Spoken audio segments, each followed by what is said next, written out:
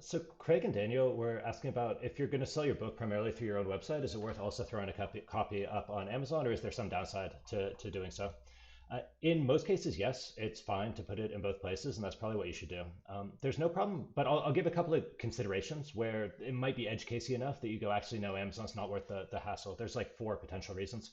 So um, the first thing to note is when you upload to Amazon, there's an exclusive or a non-exclusive option. For almost all nonfiction authors, it's correct to do non-exclusive. Amazon does enforce this and police it. So if you choose exclusive, you have to stay exclusive, and it takes a few months to turn it off. Fiction authors like it a lot because it gives some more promotional options that let you discount the first book in a series to lead people into the full series. But for nonfiction authors, those tools haven't seemed useful, at least not to me. So I don't think the exclusivity is worth it for nonfiction authors. So that's not a thing to think about. Um, so the biggest reason why you wouldn't want to put it on Amazon is price anchoring. So Amazon kind of forces your Kindle version to be $10 or below because they cut your royalties from 70% to 35% if you price it above $10. Now, if you're selling a PDF through your own website, it's weird for a customer to see on Amazon that it's $10 for a Kindle and that the PDF is $50. They go, what? And so you kind of price anchor yourself. But that's easily solved if the versions through your own website feel like they've got some bonuses. Common ways this is done is things like including, if it's a business book, you include the Excel spreadsheets, which show worked examples. You include Notion templates that give them a project management dashboard. If it is more like story based, like a psychology book, you'd give them extra like video interviews or video stories or like talking through some scenarios, or if it's really expensive, you include a coaching call in the bundle or access to an online community. There's a bunch of ways that you can make the version sold through your website feel premium, even though the content is the same, and then that removes this price anchoring problem.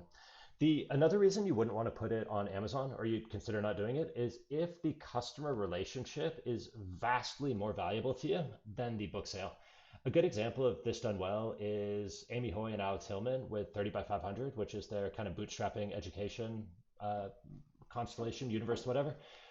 Alex's book, The Tiny MBA, he had some other issues with Amazon, but he ultimately was comfortable removing it from Amazon and selling only through his own website, even though he knew that this would sacrifice some sales because they have such an efficient business built up around getting to know the people who sign up for any of their products and like helping them find other products that are a great fit for them, right? So they get a lot of cross sell and upsell value out of a customer relationship.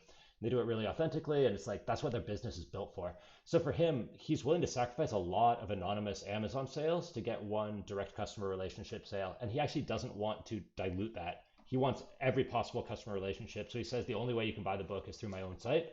And he's willing to make that trade-off. Um, the last two reasons why you might want to skip Amazon, these are both very minor. I can't imagine them changing your decision, but I'll mention them. One is that paperback layout is a little bit more fiddly than PDF layout. You have to be a lot more conscientious of stuff like where the line breaks at the end of a page fall. It takes longer for you to fix typos. If you realize you made an error, like let's say you're doing really rapid iterations on your book and you realize you made a serious error, if it is sold through your own website, you can do a quick amendment or like a correction and update, and you can email everyone and be like, whoops, so sorry that like I said the wrong thing there. Here's the fixed version.